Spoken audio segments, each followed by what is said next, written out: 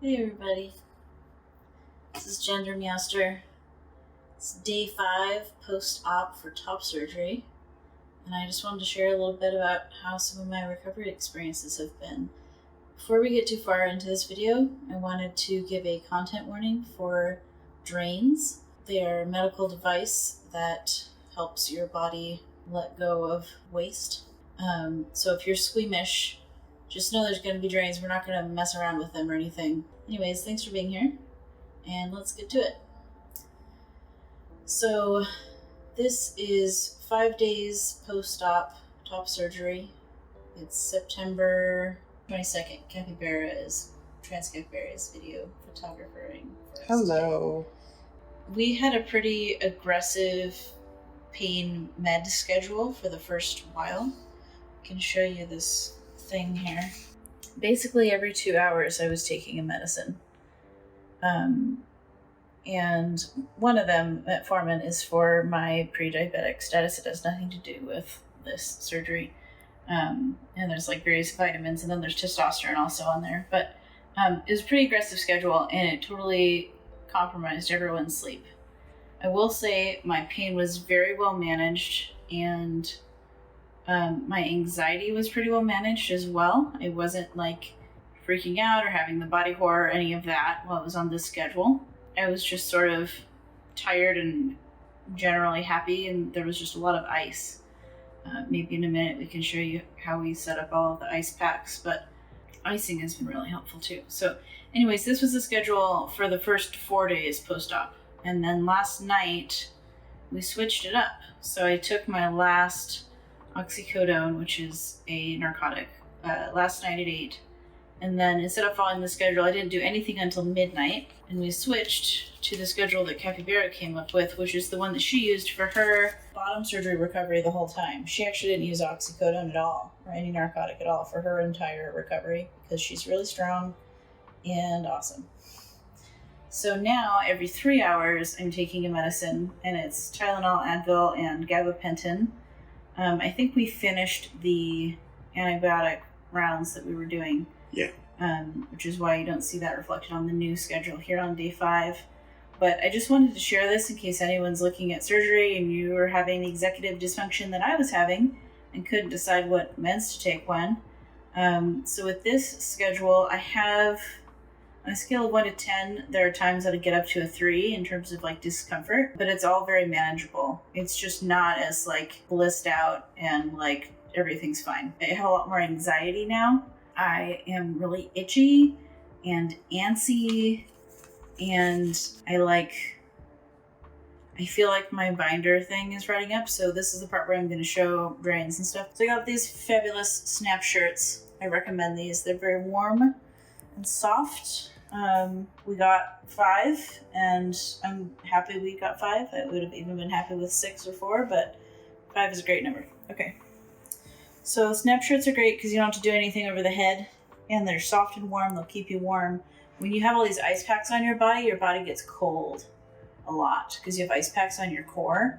So I do recommend a long sleeve, kind of warm flannel fleece thing. So there's this lump right here in my compression top, and the lump is a combination of swelling and all the gauze and packing they put in there because, they pulled stuff out and stitched it all together and whatever. So this lump will eventually go away. Tomorrow morning is my post-op. These drains go, it's hard to point, they go into the compression top at a certain point. Maybe Cappy can yeah, it's sort of on the side right there. Right here? Yeah, sort of like... So the ribs. Right there. The ribs under here are mega sore right now. There's this little pokey thing sticking out here. I don't know if it's a stitch or what it is. It's like freaks me out every time I touch it and think about it. But my ribs right here feel really uncomfortable, and I feel like this compression top has been riding up as my belly has been distending as the poop piled up. It took me 3 days to finally poop, and then it was a ridiculous amount of poop. Like, it was like a cartoon. I've never seen that happen ever out of my body. So right now I've pooped for 3 days, so my belly is less distended than it was, but it went like this, and I think this rode up and it's like all up here, and like the gauze is starting to stick out here, and it's sticking out on the side and one of my armpits, and it's like I just feel kind of disheveled. So last night was the first sleep without the oxycodone, and it was the first sleep that I, one, super overheated, and two, felt claustrophobic with all the bedding that I had on top of me. At one point I counted, and we're using like 10 different blankets to bolster different areas and cover me up and whatever. So I was feeling really claustrophobic, and I had to have Capybara tuck me in with just this and not the other blankets I had on my torso for warmth and stuff, because I was like freaking out. But I slept from like midnight to noon or something. Like I slept 12 hours. I mean, she'd come in every 3 hours and put pills in my mouth, and I'd swallow them, but like I didn't even get up to pee. For a while there, I was getting up and peeing every 2 hours, and it was like a whole production to like retuck me in with all the ice and everything, and it was a whole time. Yeah, so the drains are slowly having less and less in them. They just stay red the whole time. I don't know what that's about, but I really wish I could tug this down because I feel like it's running up. The most painful locations are actually my armpits. I think because fewer nerves were messed with in the armpits, and so I just feel more in them. So there's this sort of burning sensation. There was this really uncomfortable moment this morning where I was asleep, and I was starting to wake up, and I stretched my left arm above my head like I would do on any normal morning. It's like, okay, time to wake up, lift your hands up, kind of stretch. Because I have this pain in my mid-back pretty consistently throughout the last 7 or 8 years of my life. It's like the source of my chronic pain. And so I was trying to stretch to alleviate that. And I had this really sharp burning pain in this armpit right here because I was pulling on those stitches. And they tell you, no hands above your shoulders for 6 weeks. If I was awake, I would have remembered that, but I was not awake. I was half asleep, and it shocked me. I was so startled. So I pulled it down as soon as possible and cried out, and Capybara came running and put an ice pack in my armpit, and I like wanted to cry but couldn't because testosterone makes it so I can't cry. Anyways, it is not fun. It's a very scary time.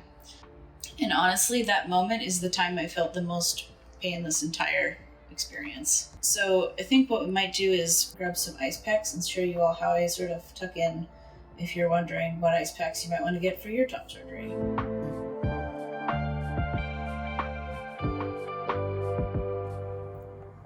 So now we're going to do head to toe bolsters, blankets, and ice packs. So if you're trying to plan what to pack for your surgery, you might figure it out. So for starters, I'm on a big triangular wedge. I think it's called the Liberator. If you Google that, you can find that. And then after that, there's this twin-size mattress topper. The Liberator is pretty hard, so having this mattress topper makes it a lot softer. And then under my knees, I have a king-size pillow because it's broad enough to go under both knees, and I can do little stretches if I need to or whatever, because I'm going to be in this shape for a long time. So now I'm going to start telling you about the blankets that we're using. So those are the pillows. There's 2 more that we haven't covered, but we'll get there. So the next thing is my head. We have this blanket under my head. We do a roll with to tuck under my neck. And that's helpful because it gives me just enough support, but it doesn't like heck up my whole alignment. So I'm tucking my chin and looking down when I'm lifting my head for this more. And sometimes it takes a little bit of time. It's got to roll this. It's got to roll more. It's going to be taller. Yeah, there we go. That's good. Thank you, honey. So there's also this little blanket we've been using to bolster my feet so they're not just flying around in the air. Yay, blanket. So we fold this blanket up so that my heels aren't just floating, but it allows them to be a little bit lower than the king-size pillow that we've been using here. Shout out to Brooke West Yoga for lending us all these cool blankets to use. It's still a little low. So the cool thing about this is I can be like fully supported, and that lets me relax and sort of like trust the thing I'm on, which I think is aiding the healing process. So next, we're going to put just regular twin regular pillows under each arm. So we have these pillows that came here with the hotel. And I kind of lift my arm up, including my elbow.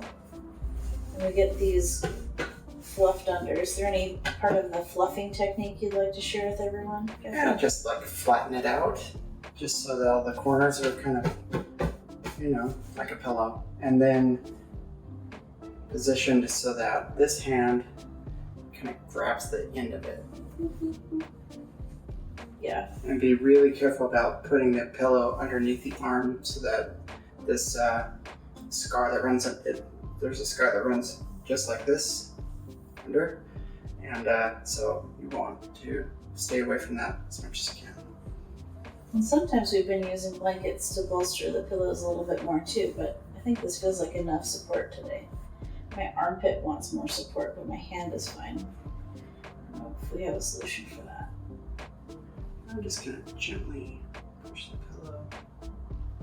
Kind And then later on, an ice pack will go right there. of nice. Yes. Ice. Nice.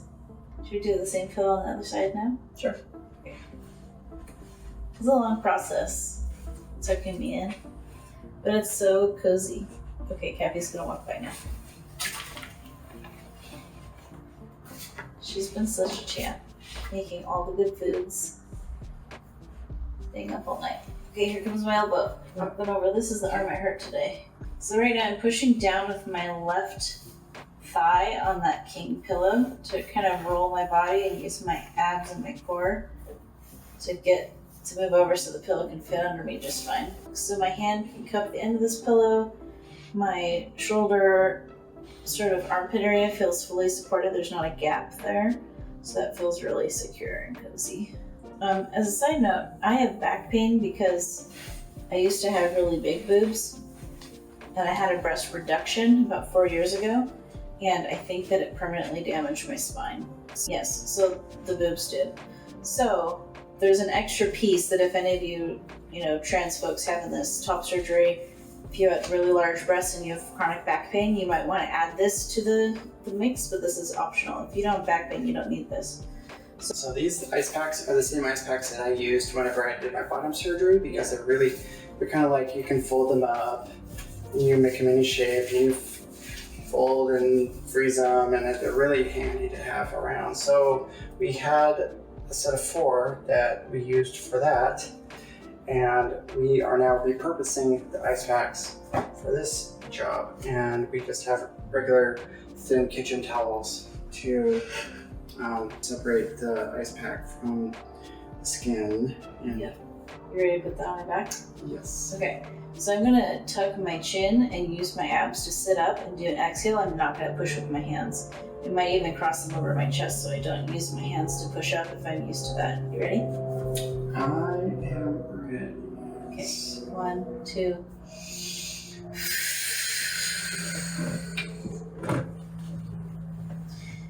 There, that's great. Now we have to fix your neck again. Yes, we do. So I use my abs, and when you exhale, you automatically start to engage those abs. So that's another trick that Brooke West Yoga taught me, is using the exhale to get those abs to activate and sort of more natural. I wish I'd gotten a haircut before this, but I didn't. Yes, that is an important note, is that if you want to do a haircut, you have to do it like a good week before surgery, right? Like a long time before, because they tell you not to get a haircut or cut your nails, or there's all these different rules about not cutting things on your body. You can't shave your hair or cut your nails 3 days before surgery. Yeah. Because they're trying to prevent infection, so they don't want extra bits flying around. So yeah, like schedule that hair appointment and get that done so you can just go into surgery and look fabulous, right? That's right. It's more like feel fabulous, like feel your gender identity. So there is a point where hair length does become a gender identity issue. That's for sure. Absolutely. Okay, so now we're gonna do the chest panel. Yes, we are. Just Super jack. So we're gonna put a piece of fabric down, and then that same three panel piece. Go ahead. Yep, same one. Just kind of Make sure tuck it in. Make sure it's kind of like not encroaching on the neck. Yeah, but also maybe above the drains that are dangling down here. Yeah, your drains might be up here. They're pinned into place, and you can move them around to a more convenient spot if you need to. So with the ice pack, I feel my body temperature dropping, so let's close this up. Okay. Yeah. This is where the snappy shirts are really handy. So as a side note, I've also been eating oh my goodness, so much fiber this trip. I've been taking a laxative every day. I actually pre-gamed and took a laxative the couple days leading into surgery because I wanted to eliminate everything that was there ahead of time because I knew I was going to get backed up on all the meds. So I highly recommend you start your fiber and laxative regimen ahead of time because the last thing you need is to get super backed up and have a bunch of discomfort in your abdomen in addition to your chest. And it worked out. It only took me 3 days to poop after surgery. So these ice bags, this one is a gel-based ice pack where you have to pre-chill it. And if it gets warm, then you have to just toss it back in the freezer and you won't be able to use it. I prefer actually the ice bags that you add actual ice to because if it melts, you can just dump more ice into it and off you go. And you don't have to wait an hour. You don't have to wait an hour. Which is a huge deal. We bought all of the ice bags that the store had, so we had to resort for the fourth one to get one of these. It works, but it just kind of not as convenient. So the way you want to do the armpit ones is you take the ice bag and you kind of flatten it so that it becomes flat. So just very carefully wedge it into. Should I lift this from out? This is the most tender part for me. It's kind of very carefully. But she's very gentle. Yeah, go slow. And I've been, this whole time, I've really wanted to have these armpit ice bags way up in my armpit because the stitches go all the way up in there. So it's it looks like that when you flatten it and then kind of just. Alright, so come over here. This is the armpit I hurt this morning. So I notice I'm using my abs and leg again to kind of push up and make room for Cappy to get in there. That's why having the leg bolster first is nice. Something to push against. In the right place? Yeah, it's good. Okay. So in the beginning, this is where we would stop. We'd have, one in each armpit, one thing on the chest, good to go.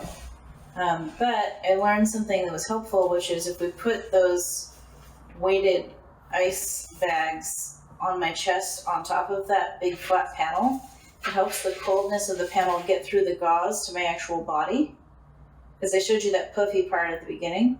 So now we put these on and it helps the cold really sink in. This is the ironic part, is having big fake ice boobies. Merry boob mass. Merry boobness. Boob mass. Exactly. Ta-da! Thanks. Okay, so that's all the icing. Now's the rest of the blankets. Yeah. So sometimes we put blankets on my legs and stuff, but maybe one would be nice, but maybe not a bunch. Okay. So these are nice because there's a little bit of compression, which for me as a neurodiverse person, I like the cozy compressionness, like a hug. And since my little hands have something to hold on to, they're all tucked in and happy. It's extra nice. And then we do the big blanket, the duvet. Yeah. So it's just a duvet, standard white duvet. This was here at the hotel room. Yeah, and this one's sandwiched between two separate top sheets. So this over the top elegantly. So elegant. So elegant. Very elegant. So elegant. You're so elegant. Ooh, thank you. You're welcome. I like my little toes to stick out. They like to be free. Yeah. So we let them stick out, but they have socks on, so they're warm. So, it doesn't have to be, awesome. It just needs to cover and feel warm and nice and cozy. So, and then you like this Covey blanket. I do. Then I have my blanket from home that I love. It keeps me cozy. My relative gave it to me when I started college. So it's sort of my little blankie. Yeah. And it looks like home and reminds me of home and makes it so everything isn't completely unfamiliar. Right. You can even have your little stuffed animal. Jojo. Jojo. Jojo Tiger. He's so cute. Anyways, that's our tips and tricks for the day. How do you get cozy and packed in? I don't remember if we made a video of how to get in and out of bed, but that's a whole other trick. So now I'm gonna sleep for a while with my ZPAD mask on and a black shirt on my face so I don't have to look at the lights that are in the world. It's great. I feel very cozy and grateful, and if anyone was wondering, this is the level of care I've been receiving, which is amazing. So, hope you enjoyed this video. Let me know in the comments if any of this sounded interesting to you, or if you would like to share about if you also have back pain because you had big boobs once upon a time, or whatever. I'd love to hear about it. Thanks for watching.